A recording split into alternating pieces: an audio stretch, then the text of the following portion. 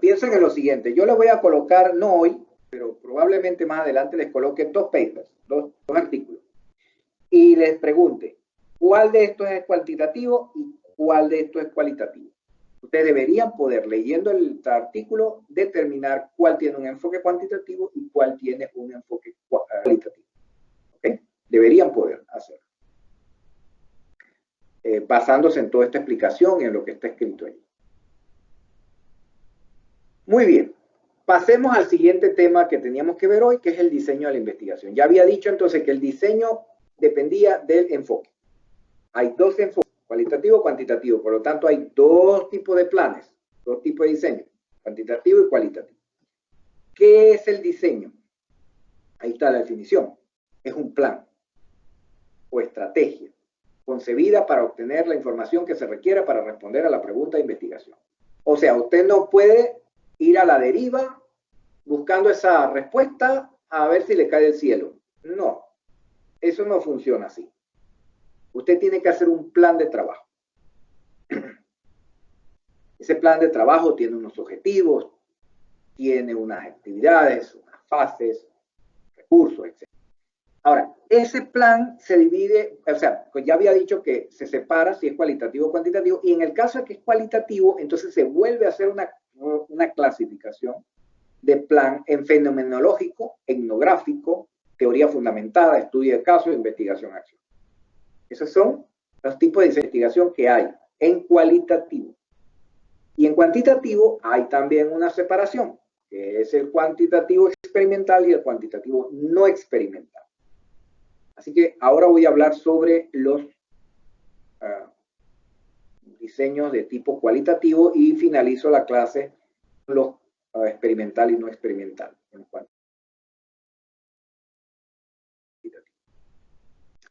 Bien, ese gráfico que tienen ahí resume muy bien los diferentes diseños de investigación para enfoque cualitativo.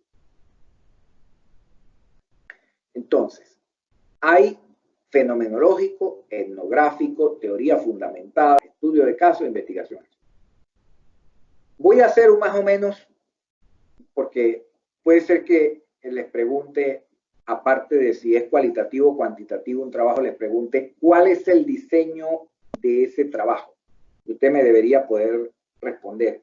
Ese trabajo es cualitativo fenomenológico o ese es cualitativo etnográfico.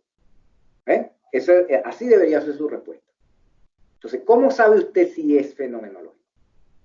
Bueno, usted se basa acá, en este cuadro, se basa en las características de este diseño. No voy a leer todo porque esto, bueno, ustedes la tendrán que leer allí. Si tienen preguntas, me las hacen después, pero voy a hacer la primera solamente, la pregunta de investigación. Por ejemplo, si la pregunta de investigación de ese trabajo es sobre la experiencia en común de varias personas respecto a un fenómeno, usted dice, eso es un diseño fenomenológico. ¿Ok? Por ejemplo, digamos que la pregunta de investigación es sobre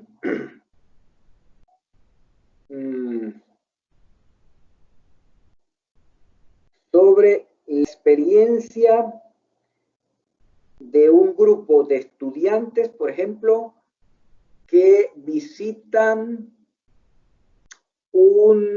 por ejemplo, Panamá Viejo. Suponga que usted lleva un grupo de estudiantes del colegio a Panamá Viejo. Y usted quiere saber, o sea, usted como investigador quiere saber cuál fue la experiencia en común de esas personas con respecto a ese fenómeno, que es una visita guiada, por ejemplo. Entonces, en ese caso, usted es en fenomenología. ¿Okay? Y como pueden ver en la parte de abajo, dice tipo de problema de investigación. Dice cuando se busca entender la experiencia de personas sobre un fenómeno. Ese fenómeno también puede ser otro, por ejemplo, un fenómeno político.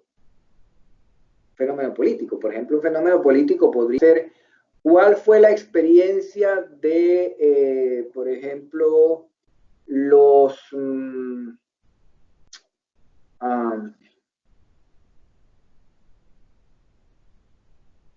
Por ejemplo, las últimas protestas que hubo el año pasado, incluso creo que fue estudiado eso, creo que hicieron un trabajo sobre eso, y creo que esa era la pregunta de investigación. ¿Cuál era la experiencia en común que habían tenido los estudiantes por el fenómeno político que ocurrió en ese momento, que fue el tema aquel de la ¿cómo se llama? De la Constitución. Querían hacer un cambio de la Constitución. Entonces, el fenómeno era ese. Si nosotros queremos estudiar cuál es la experiencia que vivieron y por qué ocurrieron esos hechos, entonces estamos en fenómeno. ¿Okay? Ahora, etnografía es cuando la pregunta, dice allí, o cuando se pregunta, perdón, sobre la estructura y funcionamiento de un grupo, organización, cultura o comunidad. En ese caso, lo que queremos conocer es cómo funciona una comunidad. Puede ser una comunidad cualquiera. Por ejemplo, un sociólogo que quiera estudiar cómo es el funcionamiento de digamos, de las leyes que rigen la comunidad gunayala. Si ese es su tema, perfecto. Él está dentro del mundo de la etnografía, o sea, su diseño de investigación es etnográfico, porque quiere conocer la estructura y funcionamiento de un grupo social, o cultural, o étnico, en este caso sería étnico. ¿Okay? Entonces, ese es el caso de etnografía. El caso de teoría fundamentada es cuando lo que se quiere es encontrar vinculaciones con un fenómeno. La intención de la teoría fundamentada es crear una especie de marco metodológico, no, un marco teórico sobre algo que ocurre comúnmente. Por ejemplo,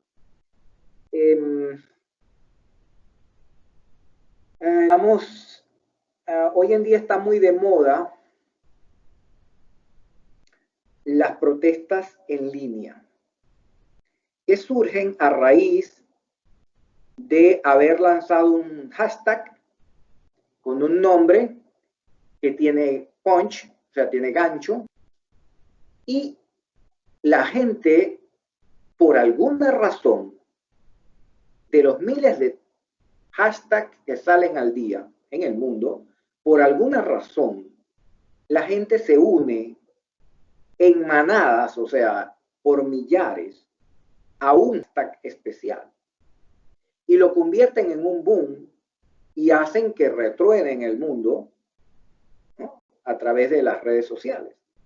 Entonces, un científico del área cualitativa posiblemente quisiera encontrar una teoría que vincule las características del hashtag, o sea, la forma de escritura, de dónde viene, quién lo emitió, no sé, tantas características se podrían ver allí, con esta capacidad de punch que tiene. Entonces, encontrar esa teoría que una todos esos conceptos. El hashtag con los emisores, con los receptores, con el tema que tiene que ver. Eso es teoría fundamental. ¿Okay? El caso de estudio de caso es cuando usted está estudiando un hecho o un personaje. Ahí dice, pregunta sobre casos particulares en un contexto concreto. Pueden ser hechos, pueden ser personajes, pueden ser organizaciones. Por ejemplo, usted puede hacer un trabajo de investigación sobre la Caja del Seguro Social. Usted hace una pregunta de investigación en la cual su tema es, por ejemplo,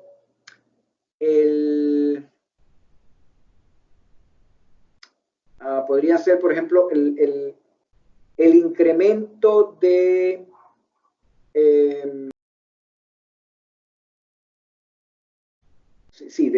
personal de la Caja del Seguro Social entre los años por ejemplo, 2010 y 2020. ¿Por qué ocurrió? Usted está estudiando un caso particular, está estudiando la caja del Seguro Social. Usted podría estudiar también una organización. Usted puede decir, bueno, yo voy a estudiar, por ejemplo, cómo se ha hecho famosa determinada organización. Digamos, Starbucks. ¿Por qué Starbucks se hizo famoso? Entonces usted es un estudio de caso. ¿Okay? Puede estudiar un hecho histórico. Por ejemplo, puede estudiar los actores que contribuyeron a la invasión de Panamá. Entonces, es un hecho histórico específico. Entonces, usted está en estudio. E investigación-acción es el caso cuando usted hace una intervención en el grupo y quiere ver el resultado en un grupo social. Ahí lo dice, ¿no? Dice, pregunta sobre las problemáticas de un grupo o comunidad. Entonces, un caso para aclarar esto. Supongo un arquitecto que dice, su pregunta de investigación es, ¿el introducir zonas verdes en las comunidades mejora la delincuencia? Esa es su pregunta de investigación. Entonces, ¿cómo hace él para hacer su estudio? Él tiene que ir a una comunidad que le escoja y tiene que crear zonas verdes. Tiene que crear zonas verdes. Y luego tiene que estudiar el resultado en la delincuencia. Es decir, él tiene que ver qué nivel de delincuencia había antes que pusiera la zona verde, crear las zonas verdes, diseñarlas, mandarlas a construir, todo eso, esperar el tiempo prudente y medir los niveles de delincuencia posteriormente. Entonces él está haciendo investigación-acción. Su diseño de investigación-acción. Un profesor en un aula que introduzca una nueva metodología de enseñanza está haciendo investigación. Esta es muy usada en educación, investigación-acción, porque el profesor, cuando introduce un nuevo método de enseñanza, que es una de los trabajos que hacen los profesores que se dedican a investigación, están haciéndolo con la finalidad de medir los resultados, ver si los estudiantes responden a ese método mejor que a los convencionales, ¿no? Introduce, no sé, juegos. ¿No? Se le ocurre y dice, mira, yo voy a enseñar este tema con juegos. Entonces él está introduciendo una nueva metodología de trabajo y él tiene que medir si con los juegos los estudiantes salieron mejor o peor. Así es.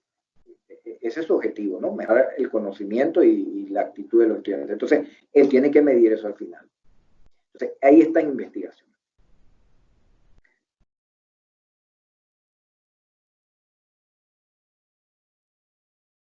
Y caemos ya en el enfoque cuantitativo, que era experimental y no experimental. Bien. O sea, nos estamos moviendo en los dos porque, bueno, los dos, esto va de la mano, ¿no? Cuantitativo, cualitativo. O sea, la mente ahora tenemos que separarla en dos.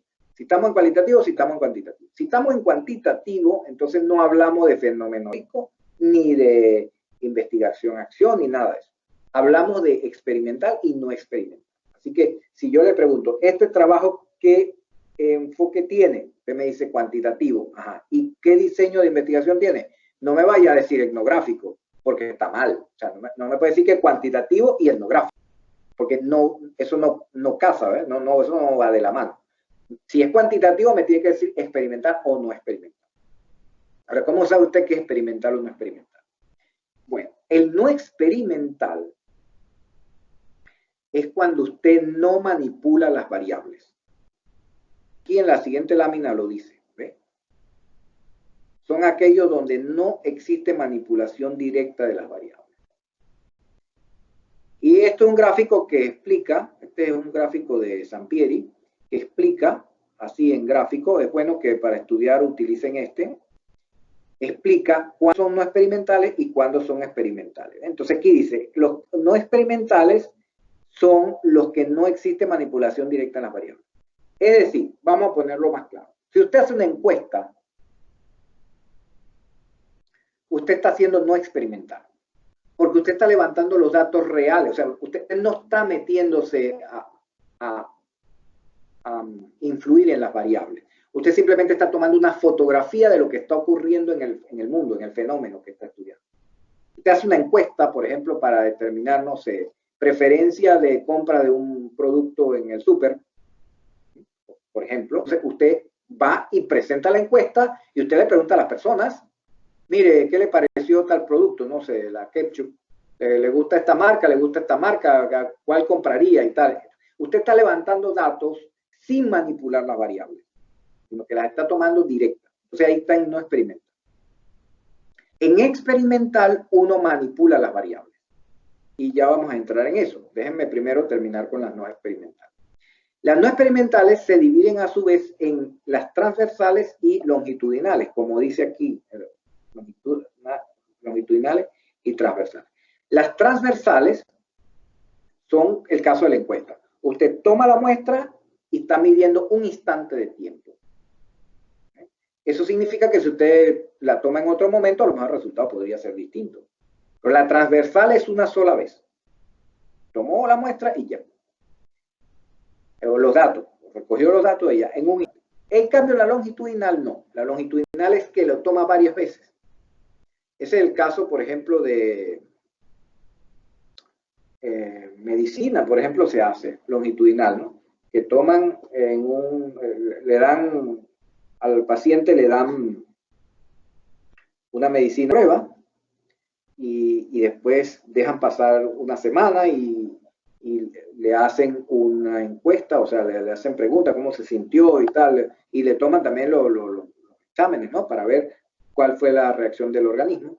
Y luego a la semana siguiente le vuelven a hacer el examen a la misma persona, las mismas personas, porque generalmente no es una, son varias. Le vuelven a hacer el examen. Y a la otra semana le vuelven a hacer los exámenes y vuelven a interrogar, y así. Eso es longitudinal. O sea, es la misma evaluación muchas veces al mismo grupo. Eso es longitudinal. Y transversal es cuando es una sola. Ahí estamos en no experimental, porque nosotros no estamos manipulando variables. El caso de experimental es este que están viendo acá. Son aquellas donde se manipulan controladamente las variables independientes para medir los cambios producidos en la variable dependiente. Este es el caso, por ejemplo, en que usted quiere determinar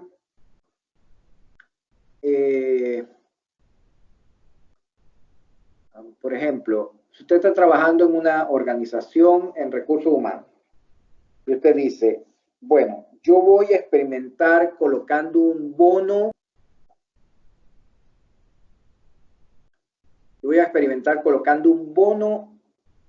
anual para ver si modifico la productividad, si mejoro la productividad. Entonces, usted allí está haciendo experimentación, porque usted está modificando una variable, usted está metiendo un bono, que sería una variable, ¿ok? Y está midiendo productividad. La de productividad es la dependiente y el bono es la independiente. Entonces usted está manipulando la independiente para obtener la dependiente. Eso es experimental. Y normalmente en medicina se hace y se hace con lo que se llaman grupos de prueba o le dan algo que se llama placebo. El placebo son pastillas iguales a la medicina que están probando, pero no tienen medicina, o sea, son de mentira. Son idénticas, pero no tienen ninguna acción. Se lo dan a dos grupos. A un grupo le dan la medicina real y al otro grupo le dan el placebo. Y ven cuál es la relación entre los resultados de un grupo y del otro grupo. Ninguno del grupo sabe qué está tomando, no se lo dicen. A los dos le dan la misma pastilla, pero ninguno de los dos sabe cuál es la que realmente tiene la medicina. Para que no haya sesgos, ¿sabes? Porque si la persona sabe cuál es la que tiene la medicina, pues seguramente reacciona distinto. Pero no les dicen. Entonces, ahí estamos manipulando las variables. Eso es experimental. experimental hay manipulación de las variables independientes para medir la dependiente. Y en no experimental no tocamos las variables, simplemente levantamos los datos tal cual como existen en el momento. Punto. ¿Ok? Eso es.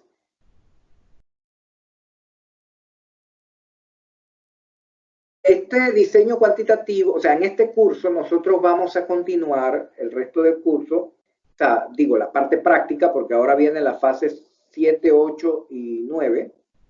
Son 10 fases. Nosotros ahora vamos a atacar la fase 7, 8 y 9, que son las que vienen a continuación. Esta es 6.